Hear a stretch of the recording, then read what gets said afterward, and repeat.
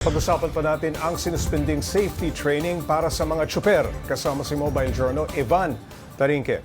Ivan, bago naman ipinatupad ay nagkaroon muna ng pag-uusap sa stakeholders. Bakit ngayon ay sinuspindi pa rin ang programa?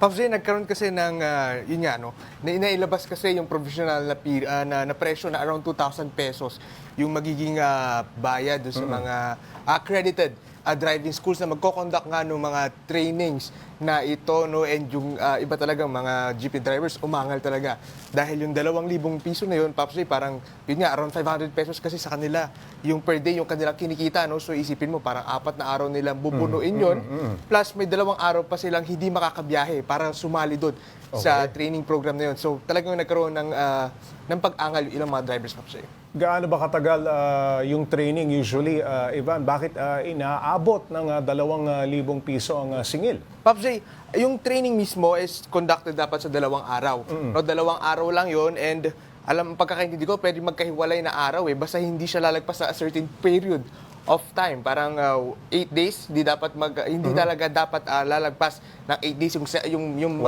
araw. yung pagkakalayo ng 2 training, no, Pops J. Pero ayun nga, no, Pops, tinatanong ko rin yung ilang pabor dito sa training program na to. Ano ba dapat pa yung mga sa tingin nila pwedeng isakop or isama pa doon sa training program na ito, no? Kasi syempre, tinanong ko, kailangan ba dyan may anger management na training? Dahil yun nga, isipin naman natin, no, maraming mga Road rage na nangyayari currently ngayon. At syempre, hindi lang daw basta-basta talaga science yung tinuturo sa ito nga sa mga jeepney drivers dahil pati yung etiquette, yung road etiquette, no, Pops, dapat daw ituro sa kanila, Pops. Okay. Ivan, ano ba usually ang itinuturo sa road safety training? So, Pops, unang-unang tinuturo is yung road etiquette nga, no?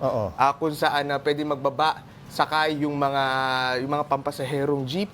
At syempre, tinuturo din, Pops, nire-refresh. Actually, kasi itong mga training na to, Pops, unang-una, bago ka magkalisensya, kailangan mo mag-driving school ka. Correct. Muna ngayon. So, itong mga training na to, parang refreshment.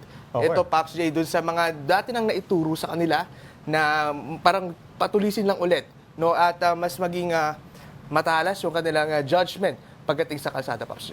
Alright, maraming salamat, Mobile Journal, Ivan Tarinque.